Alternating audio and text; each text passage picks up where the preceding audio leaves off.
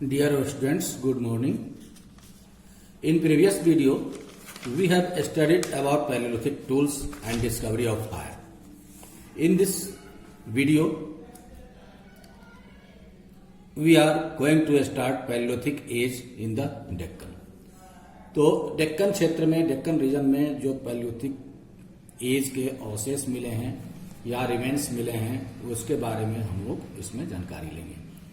तो हम लोग देखते हैं कि Palaeolithic remains have been found at many places in the Deccan such as Pune, Nashik and Chirki Nevasa in Maharashtra, Hunsgi in Karnataka and Kurnool in Andhra Pradesh. तो ये जो पैलियोलिथिक एज के जो दक्कन क्षेत्र में या दक्कन के पठारी क्षेत्र में जो अवशेष हमें प्राप्त होते हैं वो महाराष्ट्र के पुणे, नासिक और चरकी निवासा से, कर्नाटका के हंसगी से और आंध्र प्रदेश के कुर्नूल जिले से हमें अधिकतर प्राप्त हुए हैं। ठीक है। The region around this sites is drained by the river Tapi means Tapti, Godavari, Krishna, Bhima and Wardha and their tributaries.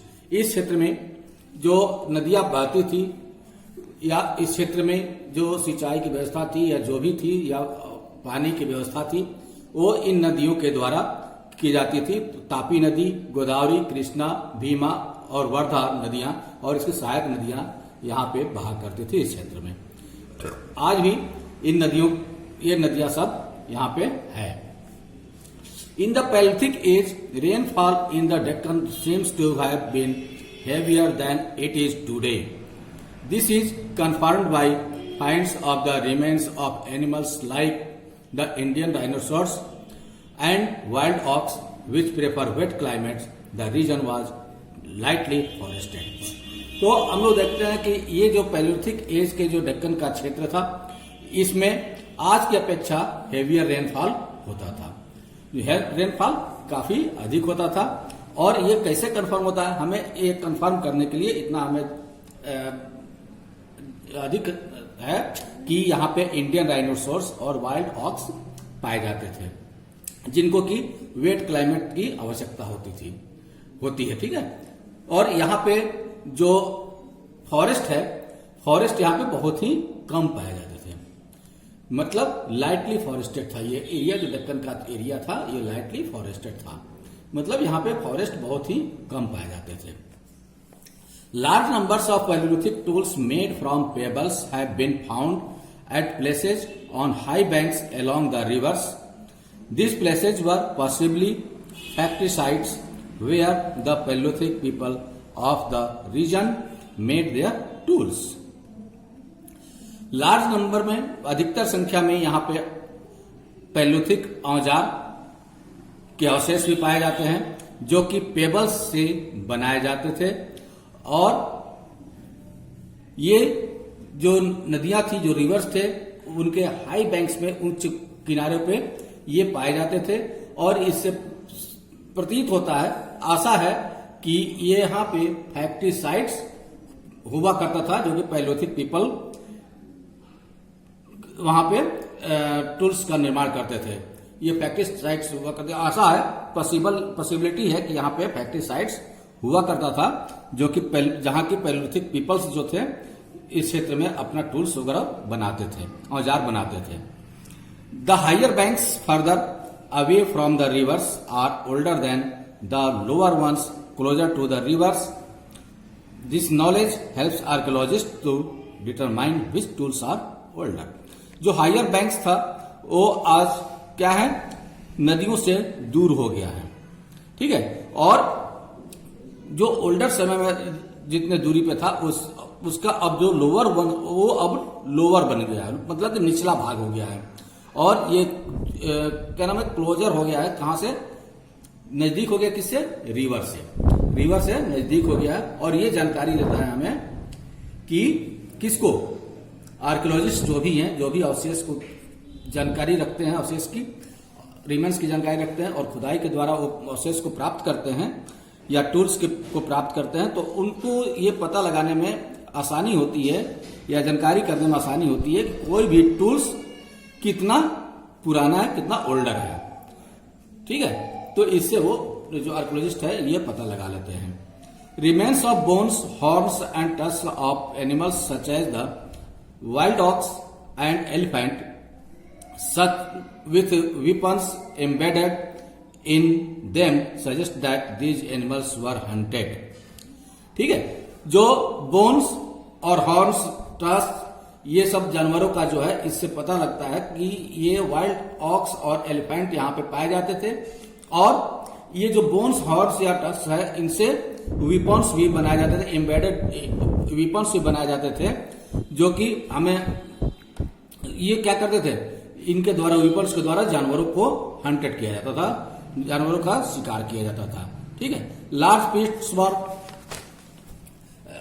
probably dug and covered with leaves and twigs to hide them from view। जो क्या होता था, बहुत बड़ा गड्ढा भी खोद दिया जाता था, और खोदने के बाद उसको कवर कर दिया, तो ऊपर से ढक्कन लगा दिया था, किस चीज का, लीव्स का, मतलब पत्तों का, और ट्विग्स मतलब टहनियां जो होती थी, उन टहनियों का और को बिछा करके ऊपर से पत्ता को बिछा दिया जाता था, पत्ते को, ताकि वो ढक जाए, पता ना चले कि यहाँ पे गड्ढा है ना।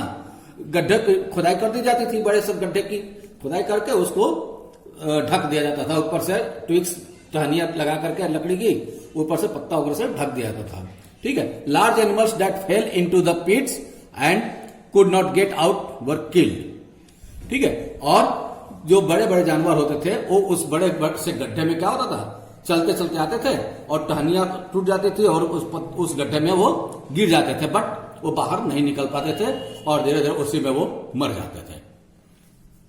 ठीक है, इस प्रकार से पैलियोलिथिक पीपल भी शिकार भी करते थे, इस तरह से गड्ढे को खोद करके। The people often hunted with hand axes and spears having wooden handles. The tool was placed in a split stick of wood और bamboo and tied with a creeper. The joint was strengthened by applying gum और resin. जो Palaeolithic people थे, कभी कभार often वो क्या करते थे, टूल्स के द्वारा भी शिकार करते थे, हंटेड करते थे। कैसे, जो एक्स होते, हैंड एक्स, जो हाथ से चलाने में कुल्हाड़ी होती थी, उससे करते थे। स्पीयर्स मीन्स जैसे भाला होता था, भाले में से शिकार करते थे, जिसमें कि वुडन हैंडल्स होता था, लकड़ी का एक बड़ा सा हैंडल होता था पकड़ने के लिए, और उसके ऊपर में एक स्प्लिट स्टिक लगा हुआ होता था, और किसका होता था, वुड या लकड़ी, बम्बू का, लकड़ी का होता था या बांस का होता था, और ऊपर में एक क्रीपर बधा हुआ होता था। क्रीपर मीन्स नुकीला औजार होता है जो कि छेदने बेदने के काम आता है, तो और बधा हुआ था, टाइट होता था, या उसको टाइटली ज्वाइंट किया जाता था गम से या रेजिन से, उसको ज्वाइंट कर दिया जाता था ताकि वो छूटे नहीं। तो उसको फेंक करके जो शिकारी होते थे, जो पैलियोलिथिक मैन होते थे, फेंक करके जानवरों को मारते थे। Although the wooden part have decayed, the presence of a groove on some choppers and hand axes had led archaeologists to draw such a conclusion. और यद्यपि ऐसे औजार जो लकड़ी का पार्ट्स है, ऐसे वो डिके हो गए हैं, डिके मीन्स वो खत्म हो गए हैं खुदाई में या सड़ गए हैं, लेकिन जो उसके ग्रूव, उसमें जो औजार मिले हैं उसमें ग्रूव बना होता था। ग्रूव मतलब जो छेद टाइप का बना होता था, जिसमें लकड़ी फंसा हुआ होता था, हैंडल फंसा हुआ होता था, वो मिला है, जो औजार मिला है उससे पता चलता है कि इसमें लकड़ी लगाया गया होगा। हैंड एक्स मिला है जिसमें कि छेद था, और जिससे पता चलता है कि इसमें लकड़ी का हैंडल लगाया गया होगा। तो ये आर्कियोलॉजिस्ट को पता चलता है, और आर्कियोलॉजिस्ट को देखते हैं और उससे कंक्लूजन अपना निकालते हैं। एक साइट है हंसगी, जो कि कहां पड़ता है, महाराष्ट्र में, और उसके बारे में कर्नाटक में। हंसगी जो है कर्नाटक में पड़ता है, तो इसके बारे में थोड़ा सा हम जानकारी लेंगे कि क्या है यहाँ पे। Hunsgi in Karnataka is situated in the Shorapur Doab, that is the land between the river Krishna and its tributaries Bhima. Hunsgi Karnataka में शोरापुर दोआब के बीच में स्थित है, जो कि कृष्णा और इसकी जो सहायक नदी भीमा है उसके बीच में पड़ता है। ठीक है, ये हंसगी प्लेस का नाम है। Excavations here have revealed palaeolithic habitation and factory sites. तो यहाँ का जो खुदाई हुआ है, खुदाई से पता चलता है कि यहाँ पे पैलेलिथिक हैबिटेशन था, यानी पैलेलिथिक काल का यहाँ पे निवास स्थान था, और यहाँ पे फैक्ट्री साइट्स भी हुआ करता था।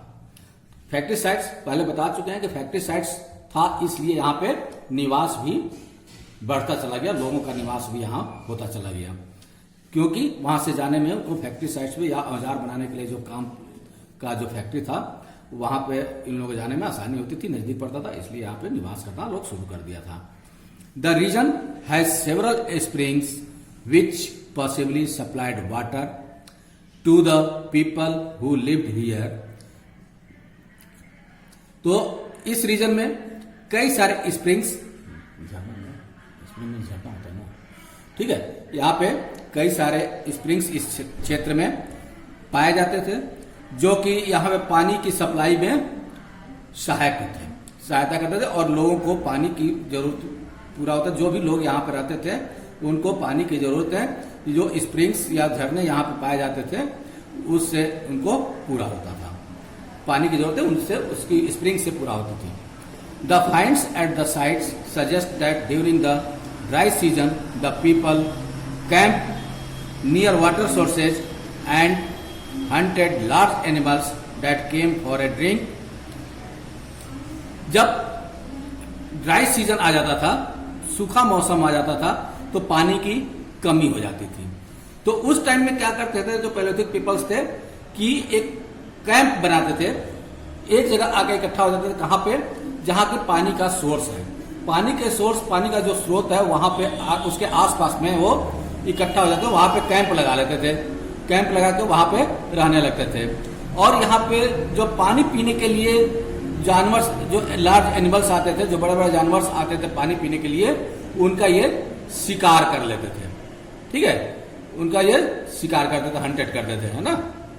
During the wet season they spread out over the region and depended more on edible plants and small prey. जब वेट सीजन आता था, जब बरसात का मौसम आ गया या पानी का स्रोत बढ़ गया या नमी वाला मौसम आ गया, तब ये पीपल क्या होते थे, स्प्रेड आउट हो जाते थे, यानी बिखर जाते थे, पूरे रीजन में, पूरे क्षेत्र में बिखर जाते थे, इनका बिखराव हो जाता था। और वो लोग क्या होता था कि वो डिपेंडेंट हो जाते थे किस पे, अधिकतर एडेबल प्लांट्स पे, जो खाने वाले प्लांट्स होते थे उन पर डिपेंड हो जाते थे, या छोटे छोटे शिकार पे, स्मॉल प्रे पे वो डिपेंड हो जाते थे, यानी अब कोई जरूरी नहीं था कि बड़े जानवरों का ही शिकार करेंगे, ठीक है। तो ये बिखर जाते थे क्योंकि पानी उनको लगभग हर क्षेत्रों में मिल जाता था। Most of the artefacts found at Hunsgi are tools made from limestone found in the surroundings. जो मोस्टली आर्टिफैक्ट्स मतलब कलात्मक वस्तुएं जो पाई गई हैं, उसमें ये देखा गया है कि लाइमस्टोन से बना हुआ है, चूना पत्थर से बना हुआ है, हंसगी में पाई गई है। हंसगी में जो टूल्स पाए गए हैं उसमें देखा गया है कि अधिकतर जो टूल्स हैं लाइमस्टोन के बने हुए हैं, और उसके आसपास भी जो है जितने भी औजार या टूल्स पाए गए हैं वो भी लाइमस्टोन से ही बने हुए हैं। Among the tools found are hand axes, cleavers, scrapers and knifes.